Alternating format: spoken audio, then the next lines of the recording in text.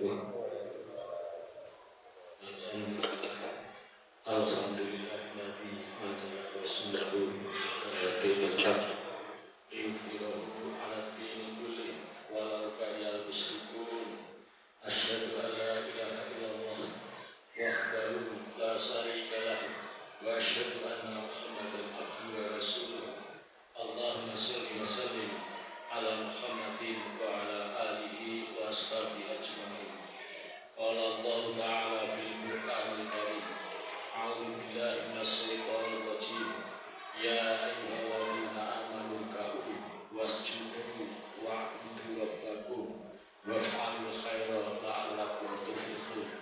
Wajahidu billahi haqqa jihadih. Shadaqallahul adzim. Ayyuhal muslimun rahimakumullah. Bapak dan ibu, adik-adik, jamaah sholat isya, dan insya Allah nanti akan diteruskan dengan sholat tarawih bersama. Puji syukur, marilah kita selalu panjatkan kehadirat Allah Subhanahu wa Ta'ala atas limpahan karunia yang diberikan kepada kita, sehingga sampai saat ini kita masih diberi kesempatan, dan alhamdulillah kesempatan ini kita gunakan sebaik-baiknya untuk memasuki rumah Allah ini dalam rangka berlapang-lapang di majlis, dalam rangka bernasihat agar supaya kita di dalam hidup ini memperoleh suatu kemenangan. Sementara itu ada juga saudara kita yang saat ini justru datangnya Ramadan itu kondisinya merugi. Berbahagia iya, tetapi kebahagiaan itu ternyata digunakan karena sebagai sebuah tradisi. Ikut makan bersama, ikut bercengkrama, ikut berpuasa bersama, tetapi niatnya itu tidak kekeh. Niatnya bukan karena menegakkan kalimat Allah, tetapi karena itu tradisi dan ikut budaya yang ada. Nah, ini adalah sebuah kerugian.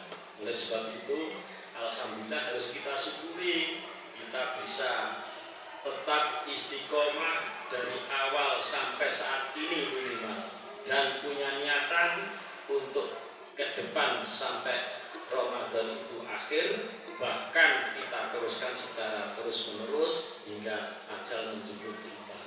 Oleh sebab itu, kesempatan, kenikmatan ini harus kita sekali lagi kita syukuri melalui takwa kepada Allah.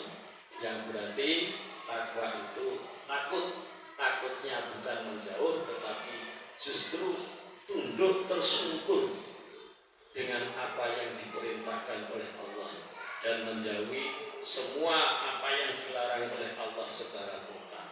Dengan begitu, insya Allah kita sekali lagi akan mendapat suatu keberuntungan.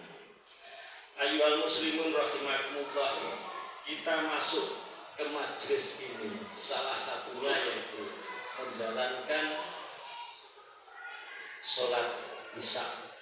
Kemudian nanti kita teruskan insya Allah dengan sholat rakaat. Oleh sebab itu, kalau kita menyimak dalam surat Al-Baqarah, surat yang kedua ayat 45, yang ayat ini sering kita dengar. Ayat ini bahkan ada saudara-saudara kita yang sudah hafal. A'udzu billahi minasyaitonir rajim. Wasta'inu bis-sabri was-shalah wa innaha lakabiratun illa 'alal khashiyin. Ayat ini sekali lagi sederhana, tetapi kalau kita renungi, kita itu merasa sedih. Yang ingin saya sampaikan, wasta'inu bis-sabri was-shalah, dan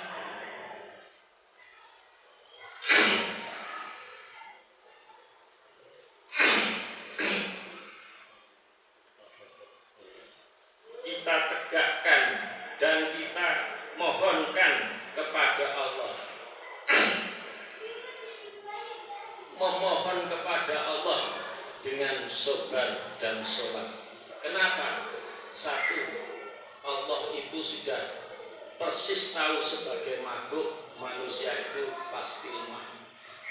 Kebutuhan manusia dalam hidup itu banyak, apalagi keinginannya yang tidak terhingga. Kebutuhan dan keinginan ini tidak akan bisa terpenuhi tanpa kehadiran Allah. Oleh sebab itu kita minta dengan Allah menyampaikan firman-Nya, wasta'inu bis-sabri was-shalah. Kita harus minta, mohon kepada Allah pertolongannya, tetapi bukan hanya minta pertolongan, minta itu oleh Allah diajarkan adabnya, ya. Adabnya apa? Mintanya yaitu tidak karena nafsu, tetapi dengan sabar. Kalau orang itu meminta dengan sabar, mintanya itu enggak gusar-gusur, mintanya dengan hati, yaitu lemah lembut. Kita minta kepada orang tua saja juga diajarkan adab, harus patuh bukti pada orang tua supaya yang kita mohonkan, yang kita minta pada orang tua itu dikasih. Tapi kalau mintanya tidak beradab, orang tua tidak akan ngasih. Itu saja anak kepada orang tua, apalagi kalau makhluk kepada Allah, maka minta itu harus adab didahulukan.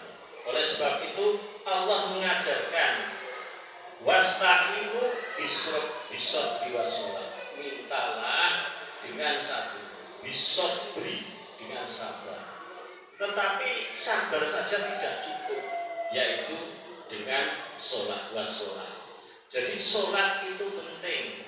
Ingat, Rasulullah itu mendapat pengajaran atau perintah sholat itu bukan melalui malaikat Jibril, tapi langsung menghadap kepada Allah. Langsung diperintahkan Allah, menunjukkan bahwa sholat itu sesuatu yang penting dan mendasar. Kita juga begitu, agar keinginan, kebutuhan kita itu terpenuhi, maka kita harus menyadari bahwa diri kita itu lemah. Kita harus memohon pada Allah dengan sabar. Yang kedua, harus sholat. Tetapi Allah juga meneruskan dalam ayatnya, wa innaha lakabiratun illa alal khashiin. Dan sholat itu sungguh berat. Sholat itu sungguh berat, kecuali, kata Allah, kecuali bagi orang-orang yang khusyuk. Jadi kita diminta sabar kalau meminta dengan Allah, dengan sabar dan sholat. Tetapi diingatkan oleh Allah bahwa sholat itu berat. Tidak semua orang itu, ini orang yang beriman, bisa menjalankan dengan tertib dan baik. Karena apa? Karena berat. Kalau Allah sudah menyampaikan bahwa sholat itu berat, ya memang 100% berat bagi orang secara umum. Hanya Allah menandaskan ringan bagi orang-orang yang khusyuk. Nah, sekarang kembali kepada kita, apakah kita itu di dalam menjalankan sholat itu merasa berat atau merasa ringan? Kalau merasa ringan berarti indikasi bahwa kita itu termasuk orang yang khusyuk. Ini yang pertama. Yang kedua, terkadang diri kita nggak tahu saya itu orang yang khusyuk apa tidak, maka dilihat lagi secara detail.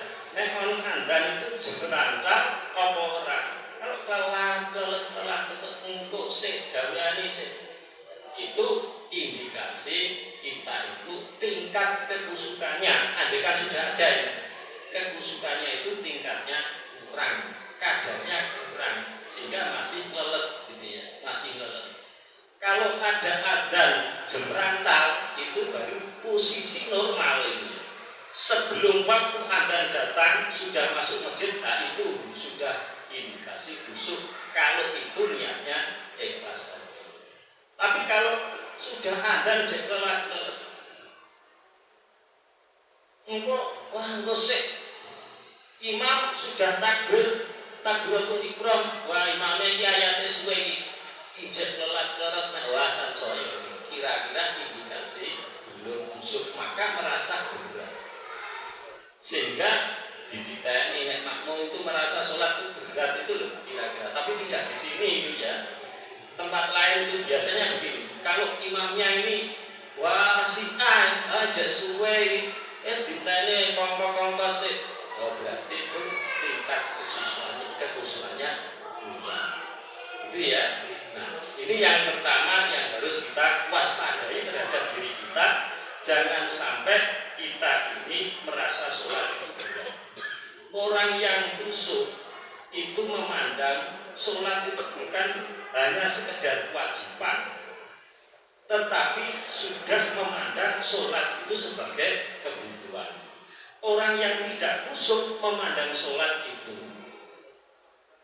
adalah kewajiban. Ya wes pokoknya dilaksanakan, wes pokoknya dilaksanakan. Sholat karo lamun, sholat karo dengan cepatnya nggak apa-apa, pokoknya menjalankan sholat. Itu berarti tatarannya sholat adalah sebuah kewajiban. Nek wis dijalankan ya sudah selesai.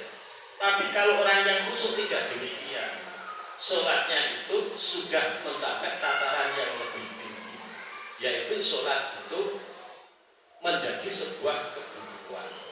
Kalau waktunya itu belum datang, itu seakan-akan hati ini sudah ingin ke masjid sholat.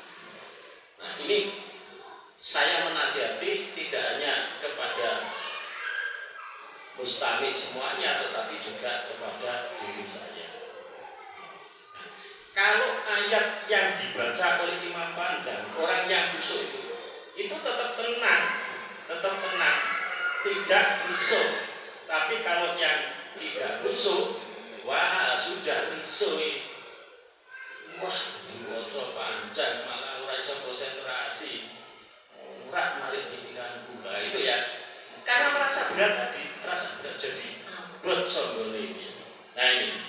Kemudian yang ingin saya bacakan lagi, yang ingin saya sampaikan, kalau ada imam itu rukuk dan sujud lama, oh malah menggerutu hatinya. Padahal di dalam hadis disampaikan, innal abda idza qoma yusolli utiya bidunubi fawadu'at ala roksihi aw'a tikihi wa kullama roka'a aw sajada tasa kotot anhu. Inna abda, sesungguhnya kalau ada seorang hamba, idza qoma, apabila berdiri yusolli, berdirinya untuk sholat, utia bidunubi, didatangkan kesalahannya, dosa-dosanya itu didatangkan, gitu ya. Kemudian fawadu'at ala roksihi, kesalahan atau dosa-dosa yang didatangkan itu diletakkan di atas kepala, au'a tikihi, dan juga diletakkan di kedua bahunya, wa ulama roka'a au sajada, dan juga diletakkan di kedua bahunya. Maka ketika ia dalam posisi rukuk dan sujud, gitu ya, dalam posisi rukuk dan sujud, tasaqatat anhu, dosa-dosa tersebut berguguran. Hadis ini sahih ya dari At-Tabrani. Jadi kalau ada orang rukuk, imamnya rukuk, rukuknya lama, sujudnya lama, itu orang yang khusyuk senang. Karena apa? Merasa ketika sholat dosanya itu ini didatangkan, kemudian diletakkan di kepalanya, di atas kepalanya, dan kedua diletakkan di kedua bahunya, kemudian rukuk itu dosanya itu berguguran, diampuni oleh Allah. Jadi semakin lama semakin diampuni terus, bergugurannya semakin banyak. Kalau sujud ya semakin banyak, ya sujudnya lama berguguran terus. Ini yang khusyuk seneng, yang tidak khusyuk malah ini kayak nek sing imam rukuke suwe hati-hati. Soalnya sing dadi korban. Lho gitu, maka gitu. Lah kok dadi korban sing dijak omong bales. Lho kok ora dadi korban gitu. Lah iya lho nek wenane ngantek sempoyongan. Lah umpamanya begitu. Ini berarti diri kita itu kurang khusyuk. Maka kita harus berusaha untuk bagaimana supaya diri kita itu menjadi khusyuk, berlatih terus.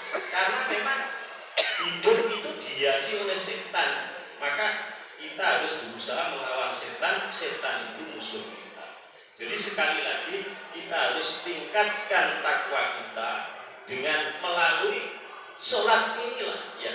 Jadi kalau ada imam ayatnya panjang yang dibaca juga senang, rukuknya panjang juga senang, sujudnya panjang juga senang gitu ya. Dengan begitu yang ada dalam diri kita itu merasa senang, tidak risau.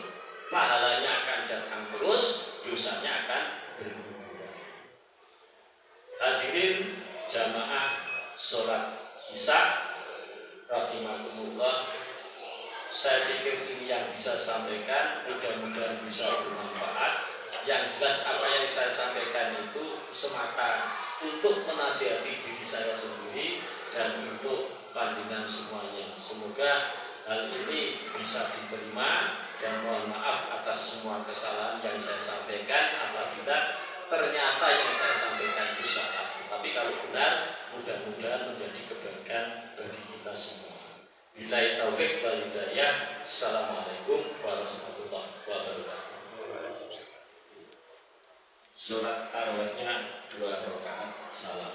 Kemudian witirnya 3 rakaat salam.